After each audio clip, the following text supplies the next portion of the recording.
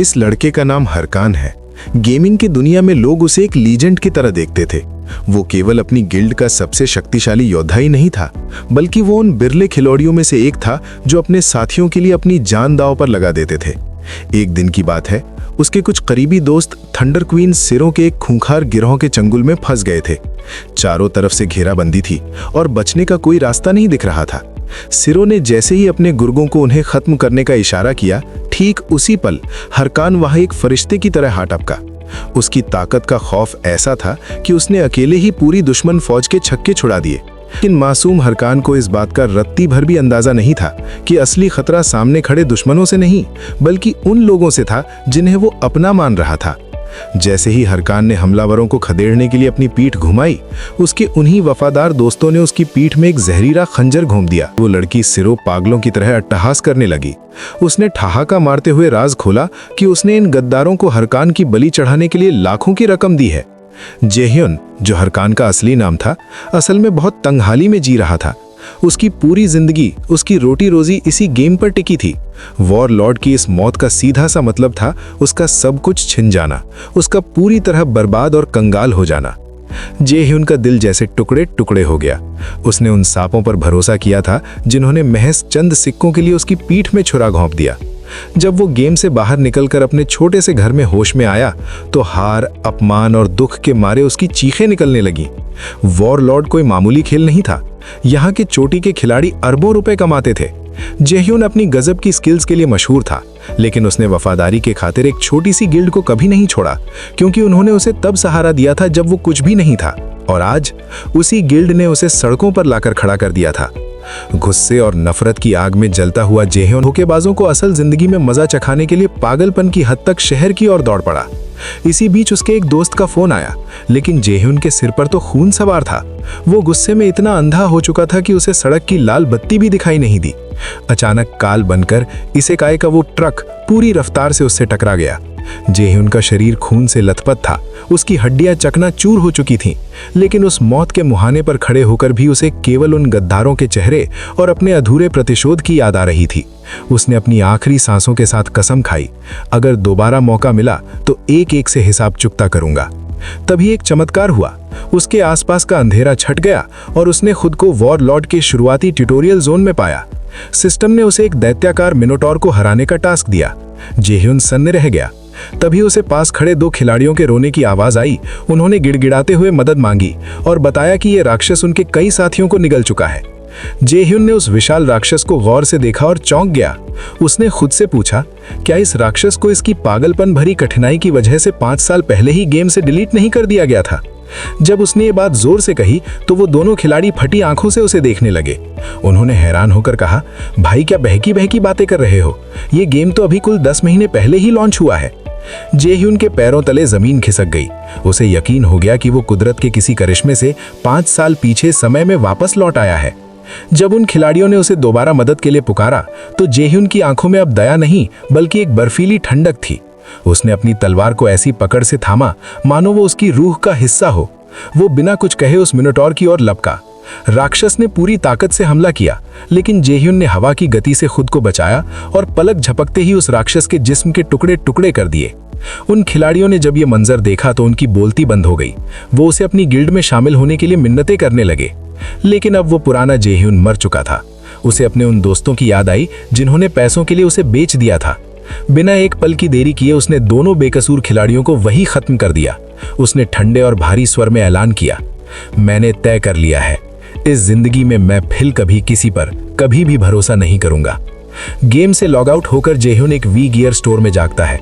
उसे याद आया कि 5 साल पहले वो इतना गरीब था कि उसके पास अपना गियर तक नहीं था। उसने तुरंत कर्ज पर गियर लेने की कोशिश की, लेकिन उसके कार्ड में 1 रुपया भी नहीं था। गरीबी का राक्षस अभी भी उसके सामने था। तभी उसे सिरों का विज्ञापन दिखा जो आज की टॉप रोल मॉडल थी। नफरत की आग और भड़क उठी। जेह्युन ने एक खतरनाक फैसला लिया और एक सूदखोर से 10 मिलियन वॉन का भारी कर्जा उठाया। उस गुंडे ने उसकी गर्दन पर नाकू रखकर कहा, पैसे नहीं मिले तो लाश भी नहीं मिलेगी। जेह्युन ने बिना पलक झपकाए उसकी आंखों में देखा। उसे अपना बदला पूरा करने के लिए अगर नर्क के रास्ते से भी जाना पड़ता तो वो तैयार था। आखिरकार जेह्युन ने अपने कैबिन में कदम रखा और हरकान बनकर दोबारा वॉरलॉर्ड की दुनिया में कदम रखा। वहां उसका सामना आरियादने से हुआ, जो खिलाड़ियों को उनकी क्लास चुनने में मदद करती थी। उसने जेह्युन के सामने 3 विकल्प पेश किए। आरियादने के सामने खड़े होकर जेह्युन अपनी क्लास चुनने के बारे में गहराई से सोच रहा था। उसके सामने पहला विकल्प था वॉरियर। ये वही क्लास थी जो उसने अपनी पिछली जिंदगी में चुनी थी, लेकिन वो जानता था कि एक वॉरियर के तौर पर अकेले दम पर लेवल बढ़ाना पहाड़ तोड़ने जैसा मुश्किल काम है। फिर आई प्रीस्ट की बारी, जो दूसरों को ठीक करने का काम करता है। जेह्युन ने इसे तुरंत रिजेक्ट कर दिया, क्योंकि उसे अब किसी का साथ नहीं चाहिए था। आखिरी विकल्प था मैजिक, यानी जादू। आरियादने उसे जादू की दुनिया दिखाने के लिए गोल्को नाम के एक अजीब से बूढ़े के पास ले गई। गोल्को ने अपनी धुंधली आंखों से जेह्युन को देखा और पूछा, बेटा, किस तरह का जादू सीखना चाहते हो? जेह्युन ने बिना पलक झपकाए सीधे कहा, मुझे डार्क मैजिक यानी काला जादू सीखना है। ये सुनकर गोल्को के पैरों तले जमीन खिसक गई। उसने चेतावनी देते हुए कहा, पागल मत बनो, ये जादू करने वाले की आत्मा तक को चाट लेता है, बहुत खतरा है इसमें।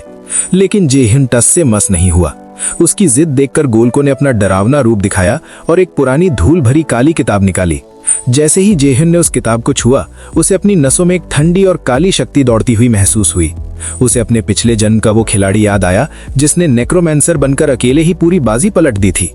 अब जेह्युन एक नेक्रोमैंसर बन चुका था। उसने अपनी पहली स्किल बोन शार्ड का इस्तेमाल किया और जमीन से एक कंकाल सैनिक को बाहर बुलाया। लेकिन जैसे ही उसका पहला सैनिक बाहर आया, उसका सिर धड़ से अलग होकर गिर गया। जेह्युन अपना सिर पकड़कर बैठ गया। उसे समझ आ गया कि नेक्रोमैंसर बनना जितना आसान लगता है, असल में उतना है नहीं। इसके बाद जेह्युन ट्रेनिंग काल कोठरी में गया।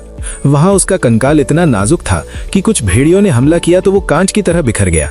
जेह्युन को अपनी गलती समझ आई। उसने कंकाल के लिए कोई मोड ही सेट नहीं किया था। पहले उसने डिफेंस मोड चुना, पर फिर भी बात नहीं बनी। फिर उसने स्पेशल एक्शन मोड चालू किया तो वो बेवकूफ कंकाल लड़ने के बजाय भेड़ियों के साथ नाचने लगा। जेह्युन को लगा कि वो कोई कॉमेडी शो देख रहा है। कर्ज चुकाने का समय निकला जा रहा था और उसका साथी एकदम फुस से निकला। तभी उसे एक आइडिया आया। उसने देखा कि कंकाल असल में जेह्युन की हर हरकत को गौर से देख रहा है। जेह्युन ने एक छड़ी उठाई और अपने कंकाल को पीटना शुरू किया। वो चिल्लाया, अगर तुम वार से बचना नहीं सीखोगे तो तुम मारे जाओगे। धीरे धीरे मेहनत रंग लाई और जेह्युन की कड़ी ट्रेनिंग के बाद उसी कंकाल ने अकेले ही भेड़ियों के झुंड का काम तमाम कर दिया। जेह्युन ने चैन की सांस ली। उसका लेवल भी बढ़ रहा था और उसकी स्किल्स भी। अब जेह्युन गेम के शुरुआती गांव फिगिस कैसल पहुंचा। वहां बहुत सी गिल्ड्स नए खिलाड़ियों को फुसलाने में लगी थीं, लेकिन जेह्युन ने सबको घास तक नहीं डाली। तभी एक घमंडी वॉरियर उससे भिड़ गया और माफी मांगने के लिए हाथ उठाने लगा। इससे पहले कि जेह्युन उसे मजा चखाता, एक विशाल और ताकतवर योद्धा ने उस गुंडे का हाथ हवा में ही दबोच लिया। ये कोई और नहीं बल्कि शेव द स्लेयर था, भविष्य का महान योद्धा और रेड बुल्स गिल्ड का बॉस। शेव ने अपनी डरावनी आभा दिखाई और वो गुंडा दुम दबाकर भाग गया। शेव ने दोस्ती का हाथ बढ़ाया, पर जेह्युन ने उसे ठंडी नजरों से देखा और कहा, मुझे तुम्हारी मदद की कोई जरूरत नहीं थी। शेव जैसे बड़े खिलाड़ी के लिए एक बहुत बड़ा झटका था, लेकिन जेह्युन को फर्क नहीं पड़ता था। वो जानता था कि शेव और सिरो अभी उससे बहुत आगे हैं और उसे उन्हें पछाड़ना है। जेह्युन ने एक अजीब फैसला लिया और अपने सारे पॉइंट्स शक्ति यानी स्ट्रेंथ में डाल दिए। लोग सोच रहे थे कि जादूगर होकर ताकत क्यों बढ़ा रहा है, पर जेह्युन का प्लान पक्का था।